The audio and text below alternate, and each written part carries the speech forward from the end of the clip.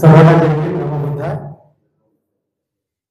त्याचप्रमाणे भंते धर्म सारथीजी यांना पण अभिवादन. त्याचप्रमाणे भिक्खू संघ त्यांना अभिवादन. आज आज आज 20 डिसेंबर आज कर्मयोगी संत कर्मयोगी गाडगे बाबा यांचा स्मृती दिवस आहे. तर गाडगे बाबाचं फार मोठं महान कार्य आहे समाज परिवर्तनामध्ये. ते समाज सुधारक नव्हते, ते समाज परिवर्तनवादी होते. तर परिवर्तनवादी म्हटलं तर त्यांनी जे समाजामध्ये ज्या अंधश्रद्धा किंवा ज्या वाईट चालीरीती ज्या राहायच्या तर त्याच्याबद्दल त्यांनी फार मोठा संघर्ष केला पूर्ण आयुष्यभर. आणि शेवटी तर त्यांच्या मुख्य जी शिकवण जी होती तर दगडामध्ये देव नाही, तर अंधश्रद्धा ही अंधश्रद्धा आहे, देव एकच आहे. आणि ते ज्या ज्या काही अंधश्रद्धा लोकांमध्ये त्यावेळेस प्रचलित होत्या तर त्या अंधश्रद्धेविरुद्ध त्यांनी फार मोठं समाजामध्ये जनजागृती केलेली आहे. आणि ते आपलं ते किंवा कीर्तन वगैरे ते दाखवायचे. तर ते कीर्तन म्हणजे लोकांना प्रश्न विचारायचे आणि त्याच्यावर ते उत्तर, म्हणजे असं वेगळं काय असं काही नाही, तर लोकांच्या म्हणजे बोलण्या चालण्यातूनच त्यांना समजलं पटलं पाहिजे. जसं काही एक उदाहरण जर सांगतो मी की देव किती आहे प्रश्न विचारला श्रोत्यांना. तर कोणी म्हणतो एक, ठीक आहे एक आहे. मग ती मरी माता, मग तो बाकीचे जे आणखी देव जे आहेत म्हसोबा वगैरे, तर हे यांचा पूजा करता की नाही. तर लोकांना खाजील वाटायचं की खरोखरच आपण एक तर देव आहे म्हणतो, परंतु बाकीचे इतर नाही म्हणजे आपण पूजत असतो. तर लोकांकडूनच त्या प्रश्नाची उकल त्यांच्याकडून करून घ्यायचे. एकदा गाडगे आपले तुकडोजी महाराज त्याच समकालीन होते. तुकडोजी महाराजची त्यांची भेट झाली होती. तर ते भर पावसामध्ये जात होते. तर त्यांची भेटलं की तुम्ही कुठे चालला, तर म्हणे विठोबाची भेट घेऊन येतोय. ते काय बोलले नाही, ठीक आहे जा. मग नंतर ते भेटले त्यांना पुन्हा. तर भेटले का तुम्हाला विठोबा, तर ते चुपचाप राहिले. पण त्यांनी म्हटलं अरे विठोबा तर इथे गटर साफ करत होते, तर तुला कुठून भेटणार आहे. तर म्हणजे त्याच्या जे समोरच्याला कसं उत्तर द्यायचं त्यांना फार एक ते प्रॅक्टिकल होते अगदी. आणि अंधश्रद्धेच्या बाबतीमध्ये आणि या सर्व गोष्टीच्या बाबतीमध्ये तर ते परिवर्तनशील होते. ते समाजसेवक नव्हते. आणि समाज परिवर्तनाचा जो मुद्दा आहे विज्ञानवादी, हुंडाबळी, लोकांना हुंडाबळीच्या बद्दल की हुंडा देऊ नये, तर जो घेणारा आणि देणारा आहे, अशा बरेचसे त्यांचे कार्य आहेत की आपण पूर्ण दिवस म्हणजे 1 तास जरी बोललो तर त्याच्यावरती कमी होईल. परंतु आपला आजचा जो दिवस आहे तो भंते धम्म सारथीचे आपण जे संबोधन असते त्याच्या ऐकायचे असते. तर सर्वांना क्रांतिकारी जय भीम. मी आकाश गुंडाने. आज गाडगेबाबा यांचा स्मृती दिवस. कदाचित संविधानाबद्दल संकल्पना मांडताना डॉक्टर आंबेडकरांबद्दल विचार प्रकट करत असताना संत गाडगेबाबा आपल्या जीवनातील एक प्रसंग सांगत असतात.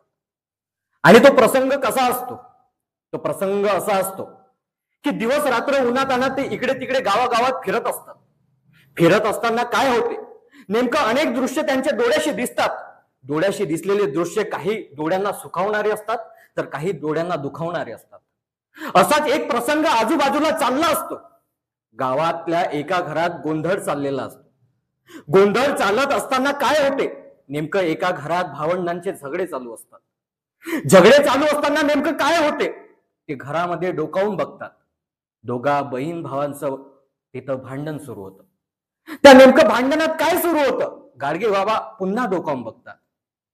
मुलाला शिक्षणासाठी साहित्य घेऊन दिलेले असतात, पण तेच मुलीला घरातले लोक शिक्षणापासून वंचित ठेवण्यासाठी प्रवृत्त करत असतात. ते दृश्य बघून गाडगे बाबांचे मन अगदी सुन्न होऊन जाते. सुन्न झालेले मन बघून त्यांना असं वाटते की आपण या मुलीसाठी काहीतरी करायला हवं. त्यांच्या घरात ते दृश्य बघून गाडगे बाबा नाराज होतात. त्यांचं मन अगदी शून्य होते. त्यांच्या घरात ती संकल्पना चालू असते, मुलाला शिक्षण दिलं पाहिजे.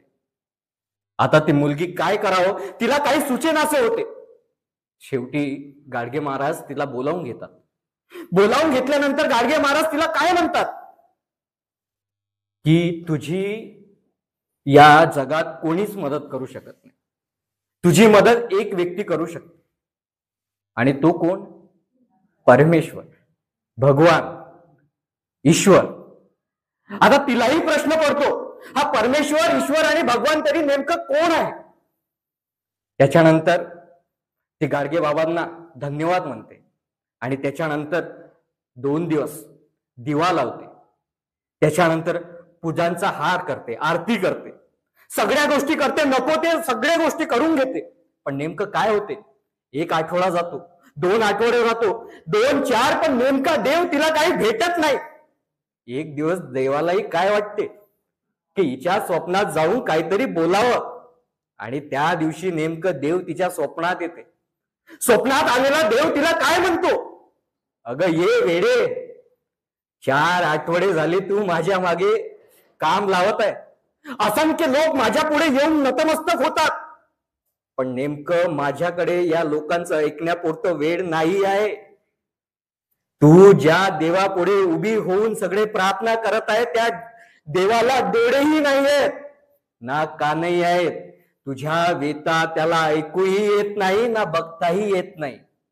मग ती स्वप्नातच देवाला पुटपुटते आणि प्रश्न करते की देवा, आता मी नेमकं काय करावं जेणेकरून माझ्या समस्या सोडवता येणार, मला शिक्षणाचा मार्ग मोकळा होणार. तेव्हा देव तिला म्हणतो की आपल्या या भारतात एक असं पुस्तक आहे जे पुस्तक तुझं आयुष्य बदलवू शकते. त्या पुस्तकाची तुला शोध करावा लागेल. मग ही पुस्तक कोणती? ती शोधत असते आणि पुन्हा तिला गाडगे महाराज भेटतात. आणि जेव्हा ती हा प्रसंग गाडगे महाराजांना सांगते तेव्हा काय उत्तर देतात गाडगे महाराज? ह्या जगात तुझं अस्तित्व बदलवण्यासाठी एकच पुस्तक बनलेली आहे, आणि ती जादुई पुस्तक कोणती? ते संविधान आहे जे तुझ्या आयुष्य बदलवणार आहे. आणि हे गाडगे बाबांचे विचार आज आपल्या या खऱ्या देशाला, समाजाला गरज पडते. त्याच्यानंतर दुसरा मुद्दा जर गाडगे महाराज जर मांडत असतील तर तो मुद्दा असतो देवाचा. देवावर मुक्या श्रद्धा बाळगण्यापेक्षा तुम्ही स्वतःच्या मनगटावर विश्वास ठेवा. त्याच्यावर लिहिलेली ही मी कविता, आणि कविता लिहिलेली आहे मी स्वतः आकाश गुंडाने. कविता कशी आहे? तुझ्या देव्हाऱ्यापाशी उभा आहो, तुझ्या देव्हाऱ्यापाशी उभा आहो, थोडसा तरी माझ्याशी बोलशील का? तुझ्या देव्हाऱ्यापाशी उभा आहो, थोडसा तरी माझ्याशी बोलशील का? तुला तर माझे काहीच ऐकू येत नाही, माझी कैफियत त्या खऱ्या खुऱ्या देवापुढे ठेवशील का? तुझ्या देव्हाऱ्यापाशी उभा आहो, थोडसा तरी माझी ऐकशील का? तुला तर माझे काहीच ऐकू येत नाही, माझी कैफियत त्या खऱ्या खुऱ्या देवापाशी ठेवशील का? काल भयान रातीत उपाशी निजलो होतो, काल भयान रातीत उपाशी निजलो होतो, तुझ्या जवळ पडलेले नैवेद्य आता तरी मला देशील का? भिकाऱ्यांची रांग होती, मीही तिथेच उभा झालो, भिकाऱ्यांची रांग होती, मीही तिथेच उभा झालो, तुझ्या दानपेटीतील 2 पैसे देऊन आम्हा मोठे करशील का? काल बातम्यांमध्ये बलात्काराच्या बातम्या वाचलो, काल बातम्यांमध्ये बलात्काराच्या बातम्या वाचलो, व्यथित झालो, काल बातम्यांमध्ये बलात्काराच्या बातम्या वाचलो, व्यथित झालो, तुझ्या जादुई शक्तीचा त्या लोकांसाठी थोडासा दुरुपयोग करशील का? तू सगळीकडेच असते म्हणे, दिसला नाही अजून, तू सगळीकडेच असते म्हणे, दिसला नाही अजून, थोडसा कधी दगडामधून निघून तुझा साक्षात्कार देशील का? आयुष्यभर तुला भेटाया आलो, आयुष्यभर तुला भेटाया आलो, आताही तुझ्या देवाऱ्यापाशी उभा आहो, आयुष्यभर तुला भेटाया आलो, आताही तुझ्या देवाऱ्यापाशी उभा आहो, विनंती आहे तुला, एकदा तरी माझी कैफियत ऐकून घेशील का? एकदा तरी माझी कैफियत ऐकून घेशील. धन्यवाद सर्वांना. जय. यानंतर आदरणीय भंतेजी धम्मेदर्शना देतील अशी मी त्यांना विनंती करते. मानवांना मी अभिवादन करतो. उपस्थित सर्व श्रावक संघ सर्वांना नमो बुद्धाय, जय भीम. आज अतिशय महत्त्वाचा दिवस आहे की गाडगे बाबांचा स्मृती दिवस आहे. जगातील एकमेव व्यक्ती असा आहे जगातील की जो एखाद्या माणसावर प्रेम करतो आणि प्रेमापोटी स्वतःचा जीव देतो. असा जगामध्ये एकमेव व्यक्ती कोणी असेल तर गाडगे बाबा. 6 डिसेंबरला बाबासाहेब आंबेडकरांचं महापरिनिर्वाण झालं आणि तेव्हा त्यांनी जशी बातमी ऐकली त्या दिवशीपासून त्यांनी अन्न पाणी सोडलं आणि 14 दिवसात स्वतः मृत्यू पत्करला अन्न पाणी सोडून. म्हणजे गाडगे बाबाचं बाबासाहेब आंबेडकरांवर किती प्रेम होतं. गाडगे बाबा यांची आपण आज स्मृती दिवसाच्या निमित्ताने आज सर्वांनी आपण त्यांना मानवंदना दिली. त्यानंतर आता आपण शिबिराला सुरू करूया. मागचा विषय होता मॉरलिटी म्हणजे नैतिकता. तर त्याची व्याख्या करण्यात आली आहे की एका व्यक्तीचा दुसऱ्या व्यक्ती सोबत प्रत्यक्ष प्रेम करुणा बंधुभाव च्या व्यवहाराची नीती म्हणजे नैतिकता. तर याच्यामध्ये जसे आपल्या कुटुंबामध्ये जेवढे लोक राहतात आपले नातेवाईक आहे आपल्या याच्यामध्ये तर त्यांच्यासोबत तुम्ही अशी नीती बनवा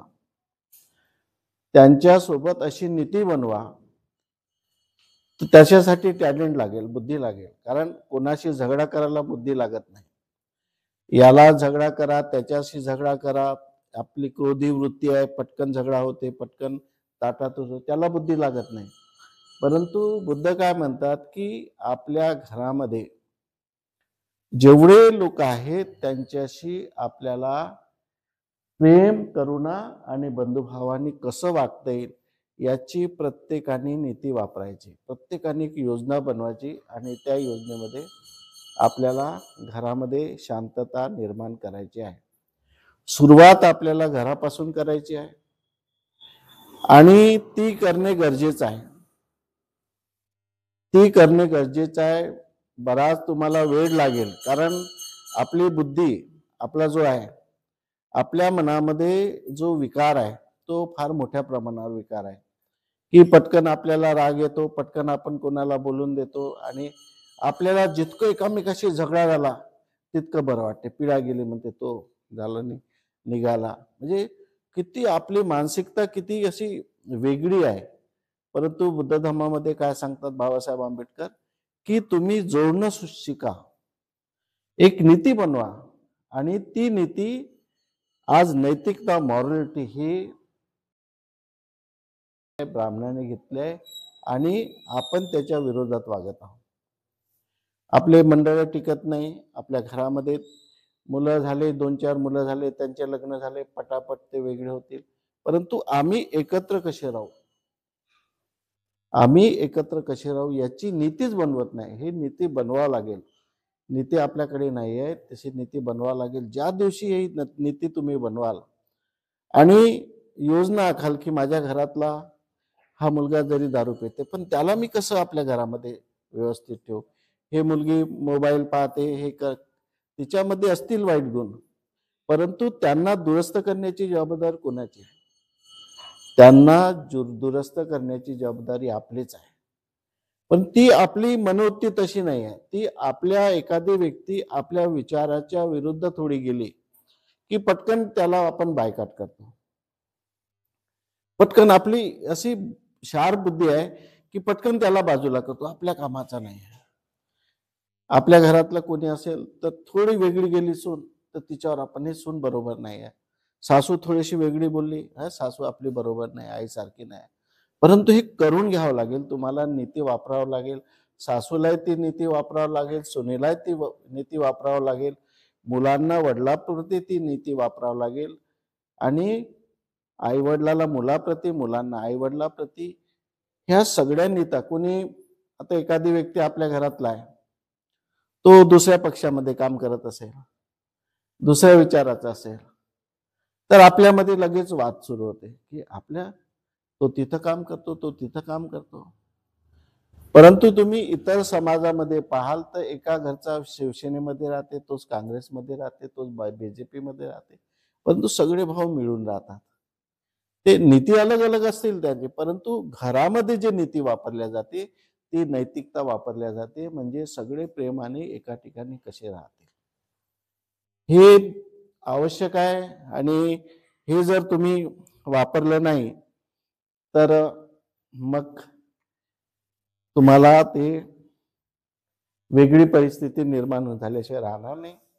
आणि म्हणून तुम्हाला सतर्क केल्या जात आहे, जरी रात्र काळोख्याची होती भीमा तुझी साथ होती, माझ्या मनातला भीम मीच केला उन्हा, आता सांगू कुणा, आता सांगू कुणा. अशी परिस्थिती आपल्यावर आलेली आहे की पहिले त्यांनी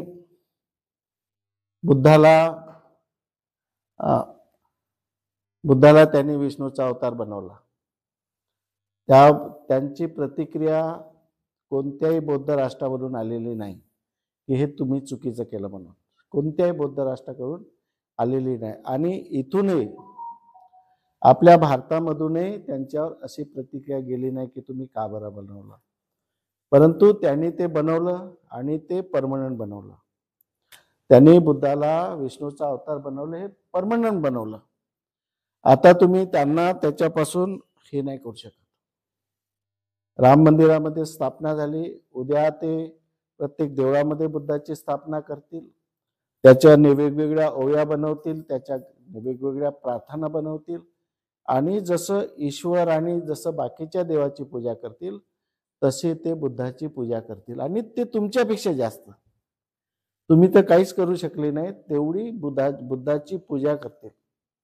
बुद्धावर परित्राण पाठ करणारे ब्राह्मणाचे भिक्षू निर्माण होतील आणि ते ओबीसी मध्ये जाऊन, शेड्यूल कास्ट शेड्यूल टाईप मध्ये जाऊन ते प्रबोधन करतील. परंतु बुद्धाला काय बनवतील?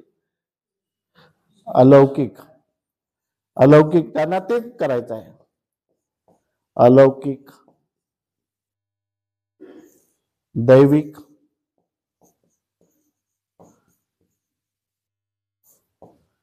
चमत्कारिक,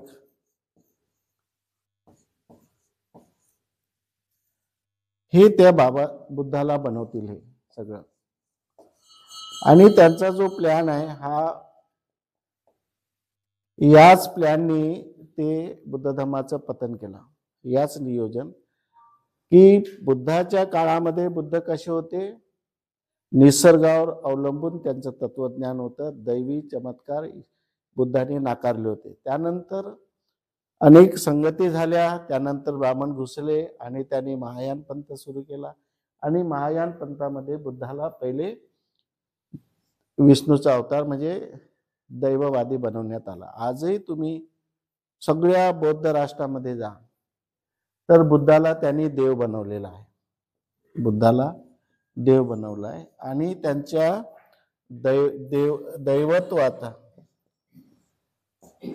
दैवत्वाचा सगळीकडे प्रचार सुरू आहे जगामध्ये. बुद्धाला बाबासाहेब आंबेडकरांनी जसं म्हटलं की बुद्ध हा महामाया आणि शुद्धोधनाच्या पोटी जन्मलेला प्रज्ञावंत पुरुष आहे. परंतु जगाने काय केलं? याला दैवत्व. जगाने, बौद्ध राष्ट्राने याला दैवत्व बनवलं, देव बनवलं. बाबासाहेबांनी स्पष्ट बुद्धायन धर्मामध्ये म्हटलं की पाश्चित्यात जे लोक आहे त्यांनी बुद्धाला गॉड बनवलं आणि बुद्धाच्या धर्माला धर्म बनवलं. परंतु बाबासाहेब म्हणतात की त्याच्यानं माझं काही बिघडत नाही, आमचं काही बिघडत नाही, शेवटी नुकसान त्यांचंच होईल. आज हा जो या देशातला जो ब्राह्मण वर्ग आहे हा एवढा प्रबळ आहे की बौद्ध राष्ट्र याच्या समोर काहीच नाही. श्रीलंका तर एका दिवसाचा आहे. तो श्रीलंकाला उद्ध्वस्त करण्यासाठी त्याला एका दिवसाच्या वर दिवस लागत नाही, एवढा प्रबळ आहे. आणि लाखोच्या पटीने आहे. आणि त्यामुळे यांनी देवत्व मानलं. श्रीलंका देवत्वच मानते, त्याच्यामुळे बौद्ध राष्ट्राशी येईल. बौद्ध राष्ट्रातून ते पैसा मिळवतील, कारण त्याच्याकडे जातील, पैसा मागतील, कारण आम्ही बुद्धाला देव मानतो. आणि जेवढ्या आपल्या लेण्या आहेत, जेवढे आपले वास्तू आहेत बुद्धाचे, त्या सगळ्यावर हे कब्जा करतील. आणि त्यांनी मोठ्या दूरदृष्टिकोनातून बुद्धाला विष्णूचा अवतार मानलाय. त्यांच्या विष्णू पुराणामध्ये मानलेलं आहे की बुद्ध हा विष्णूचा अवतार आहे. त्यावेळेसच्या लोकांनी बंड केलं नाही. विष्णूचा अवतार हा होऊ दिला. आता ती परिस्थिती आहे की त्याच्या विरुद्ध कोणी बंड करत नाही आहे. बुद्धाला विष्णूचा अवतार बनवला. मागे बजरंग दलाची रॅली निघाली, दीक्षाभूमीच्या साईडने गेली. त्यांनी बदनाम केलं, दीक्षाभूमीवर गेले, हे केलं, परंतु दीक्षाभूमीवर नाही गेली, त्या रस्त्याने गेली. त्यामध्ये बुद्धाचा रामाच्या पायाजवळ बुद्धाची मूर्ती होती त्यांच्या रॅलीमध्ये. विचार करा बुद्धाचा किती दुरुपयोग करतो.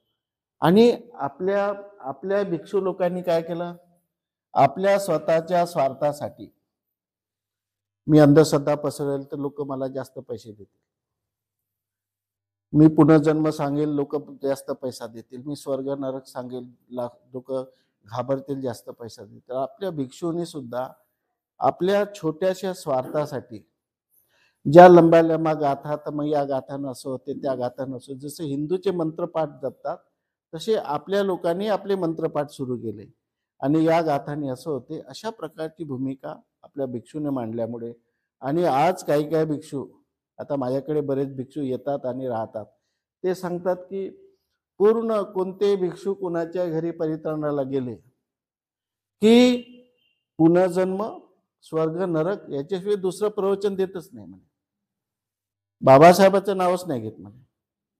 आणि भंडारा जिल्ह्यामध्ये, तो भंडारा जिल्ह्याचा होता, त्या दिवशी थांबला माझ्याकडे, एवढी अंधश्रद्धा आहे म्हणे, प्रत्येक घरामध्ये विक्तू बाबाचा फोटो आहे म्हणे.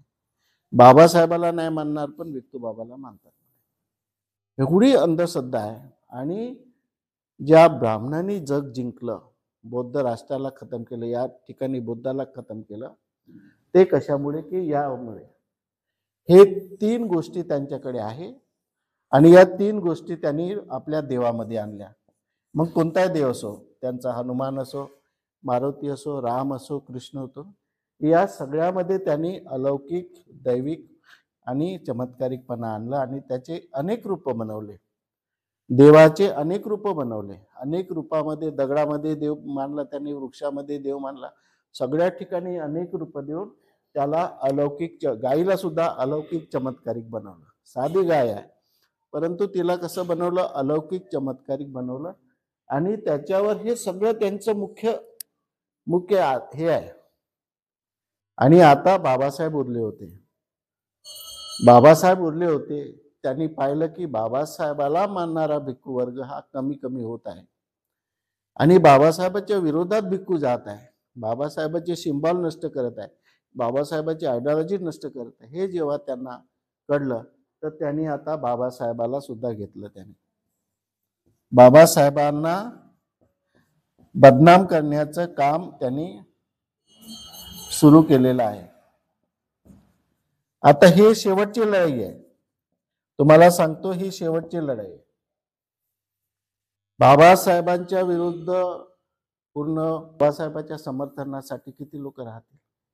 काँग्रेस थोडा वेळ इश्यू घेईल, तो बंद करेल, थोड्या वेळ घेणार आहे कारण त्याला दाखवायचं आहे की आंबेडकरी मतं आम्हाला मिळाले पाहिजे म्हणून तो प्रयत्न करत आहे. बाकी काँग्रेसवाल्यांच्या मनामध्ये बाबासाहेबाविषयी काही प्रेम नाही आहे, फक्त शो करत आहेत ते. आणि अशा परिस्थितीमध्ये बाबासाहेब ज्या दिवशी मायनर झाला त्या दिवशी संविधान राहील का? लोक, जनताच म्हणेल की बाबासाहेब नाही पाहिजे आणि बाबासाहेबांनी लिहिलेलं संविधान नाही पाहिजे. आम्हाला हिंदू धर्माच्या आधारित असं संविधान पाहिजे, सनातन धर्माच्या आधारित आम्हाला संविधान पाहिजे. म्हणून आपण पूर्ण पराजयाकडे गेलो. इथपर्यंत आपल्या पाणी आलेलं आहे, आपल्या गळ्यामध्ये फास टाकलेला आहे त्यांनी. कधी ओढतील आणि कधी सैल करतील हे त्यांच्या हातामध्ये आहे. आणि म्हणून आजपर्यंत आपण या त्यांचे कटकारस्थान समजू शकलो नाही. आम्ही कट्टरतेने बाबासाहेबांच्या समर्थनासाठी का भांडलो आम्ही आतापर्यंत. प्रत्येक प्रवचनामध्ये बाबासाहेब, प्रत्येक परित्राणामध्ये बाबासाहेब, प्रत्येक ठिकाणी. आम्ही गाथा कमी घेतलं, पण बाबासाहेब, कारण आम्हाला माहित होतं की टार्गेट आता बुद्ध संपला, आता टार्गेट बाबासाहेब आहे. आणि आपल्या समाजामधून बाबासाहेबांच्या विरोधात लोक जाणारी म्हणजे किती वाईट घटना आहे. आणि अशा वाईट परिस्थितीमध्ये ते आपल्यावर राज नाही करणार तर काय करणार. आपले किती तुकडे झाले. परंतु म्हणून आपण जो नैतिकतेचा विषय घेतला की कसाही विरोधी राहू द्या ना, पण त्याला तुकडा नका पडू द्या. विरोधी राव, कसाही राव, पण त्याला समाविष्ट करा आपसामध्ये. आमचे अनेक विचार असतील, अनेक पक्ष असतील, सगळं असतील, परंतु बाबासाहेब एक आहे, बुद्ध एक आहे. आम्ही कोणासाठी भांडतोय? अरे दोन महापुरुष आपले एक आहे, मग आम्ही भांडतो कशासाठी? छोट्या छोट्या पक्षासाठी, छोट्या छोट्या विचारासाठी. पण हेच दोन महापुरुष संपले तर तुमचा पाठीराखा कोण आहे?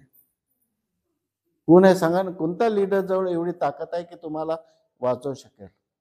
घर बनवलं, घरामध्ये त्यांनी नैतिकता निर्माण केली.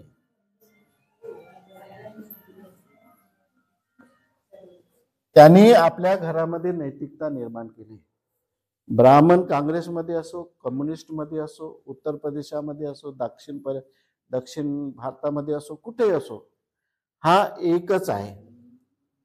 त्यांच्यामध्ये भेद नाही, त्यांच्यामध्ये मैत्री करुणा, कोणत्याही पक्षात असो, पण तो आपसामध्ये त्यांच्यामध्ये नैतिकता आहे, प्रेम आहे आपसामध्ये. त्यांनी आपले घर तयार केले, घरानंतर मग त्यांनी कुटुंब तयार केले. त्यांनी आपली बुद्धाची, बाबासाहेब आंबेडकरांची पूर्ण फिलॉसॉफी त्यांनी घेतली. परंतु आम्हाला बाबासाहेब कळलेच नाही, अजूनही कळले नाही.